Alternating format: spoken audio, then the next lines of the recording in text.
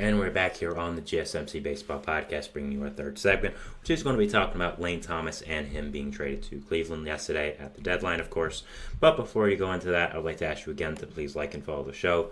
We do get a number of questions from viewers to ensure that your question does get read in the air. Please use the link gsmcpodcast.net. It really does help the show, and it really does mean a lot. So thank you so much for that. And let's get back into the show for today. All right, so our third segment is going to Did not mean to press the break button there. Sorry about that. If you heard a weird audio clip, if you're just listening there on audio. But going back into this now, Lane Thomas and him being traded to Cleveland last night was a pretty significant trade. Thomas was one of the better outfitters I expected to go in this market. Did not really have Cleveland as the place he would go to. I had him going to Philly, which I stood by, even though I didn't think it was very likely, because they did acquire Austin Hayes and apparently to the Phillies. That was all they needed for their corner outfitter, which fair enough, I guess. But yeah, I think Lane Thomas was one of the better outfitters available in the market. Like I said, comes with a year control after this as well, so you also make him a part of your long-term future, most likely. And I think Cleveland getting him was a really nice job, and I want to talk about that and also what Washington could do and what their future looks like as well. So let's get into that. So, first of all, thoughts on this trade for Cleveland?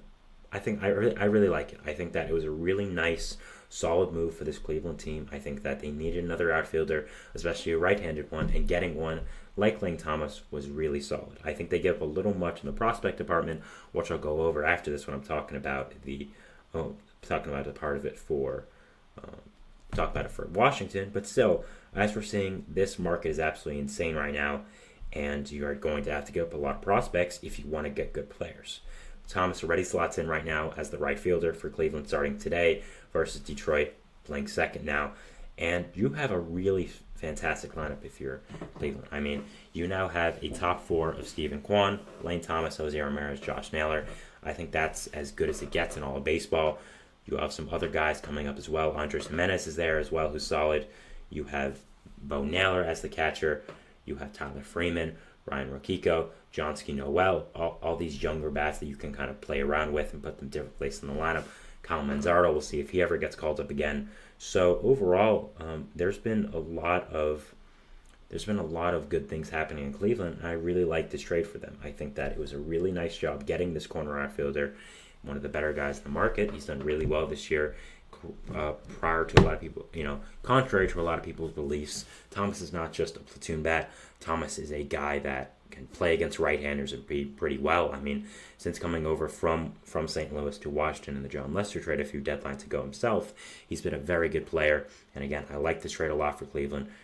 They have to go for it this year. They have a really, really good team. And Lane Thomas is not just a player that helps them this year. He also helps them next year as well, as I said. And when you're a year ahead of schedule, like the Guardians might be, I think adding guys that not only help this year, but will help in the future as well, is very important to your core and maintaining this younger team that you have built. So I really like this trade a lot for Cleveland, and I think it was a really, really good addition. For Washington, it was an interesting trade. So first off, they got back Jose Tena, I really am pronouncing his name right, interesting prospect here from Cleveland. Going over him, he is 23 years old, and in AAA this year, he has 17 home runs, an OPS of around 800, and it's done really, really well. I think he'll get up to the major leagues this year with Washington, and I think that overall he could be a starter on this Washington team. Interesting, and we have a trade here, a big one. The Mets, my team, are acquiring Paul Blackburn from the Oakland A's. Really interesting. Wow. Okay, sorry. I just saw that pop up, and I'm a Mets fan, so I'm going to go over it. Wow. I got to see what the back here, but we got a starter. Wow. All right. Very interested to see what is going to be happening here. But, yeah, he is under contract for 2025 as well. And, yeah, I like this trade a lot. I'm going to go over it more, I think. But, yeah. Yeah, sorry, I got distracted by that. I'm a Mets fan. Sorry, I'm going to get distracted by my team making a trade. That's just what's going to happen. Got to deal with it. So going back to Washington now, I think Tanya slots in as a starter for next year for the Washington team, can add into their really young core. I mean, again, I've talked a lot about Washington and their future, but they have a ton of good younger pieces for this team that are going to come up next year and be part of this great team. I mean, let's go over what you could have for now. Catcher, you have Keibert Ruiz. He's going to be there. Second base, you're going to have CJ Abrams. He's going to be there.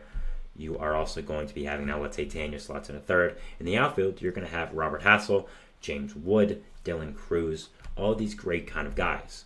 So you have the ability to sign someone in free agency as well. You've sent money a lot. Patrick Corbin's contract's coming off the books as well. So Washington has a really nice future ahead of them, and I like that they were able to get back. Tanya for Thomas, a guy who can really be a big piece of this team, not just next year, but in the upcoming future as well. Also, Mariners are acquiring JT Schwargo from the Marlins, a nice little reliever there for Miami. Nice there. Just wanted to say that again. Again, trades are flying in now. We're really seeing the deadline come, really work for it. So very interesting to see all that. But yeah, I like Washington, what they're doing. I thought it was interesting that they decided to trade Lane Thomas. I think that Thomas, again, with how good they could be next year, and I think they will be, you could have kept him and you could have said, this is a guy we want as our long-term piece because we want to be competitive next year in 2025, and he's under control for 2025. He's a very good player, but as I said, they have a lot of good outfield talent. So the fact is you can use one of those outfield talents and end up trading him now for a guy who can help you next year in a different position that you don't have as much depth for. So, very interesting that they did end up doing that. And I think they are still going to be competitive next year. And I will be very, very interesting. It will be very, very interesting now to see what is going to be happening with this Washington team and what their future looks like. So with Cleveland now, I like this. I like that trade a lot from yesterday. With 2 hours here to go with this deadline, it is 4:02. They already made a trade, which is Alex Cobb, acquiring him. I'll be going over that in my next segment, actually, so I'll be talking about that more clearly. But nice starting pitching get for them. I think they need to acquire one more starting pitcher and maybe another bat, and then they'll be good. I think this team has a chance to do something really special if they get it all together. And if I'm Cleveland, I'm not skimping on that, and I do think that overall you have to do something. This team, again, there's a lot of good pieces in it. This fan base is waiting for them to be competitive, and it will be very, very interesting to see what is going to be happening with them and what their future looks like now with this Guardians team. Again, they're going to be very competitive, are going to be in a dogfight for this AL Central, with the Royals doing well, making moves, the Twins being one of the better teams in the AL since the end of April. So going to be a lot of interesting moves now in this AL Central and with this Guardians team when it gets up to 6 o'clock here, and it will be very, very fun to watch what happens.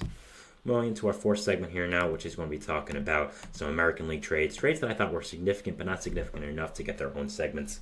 I thought that Lane Thomas, Yusei Kikuchi, Trevor Robertson, and Jorge Soler were the main 4 trades that happened over this past 24 hours that I want to talk about. So we'll be talking about 4 trades here going from the American League and giving my thoughts on them. So yeah, going over that, and we'll see you after the break. So thanks, and bye.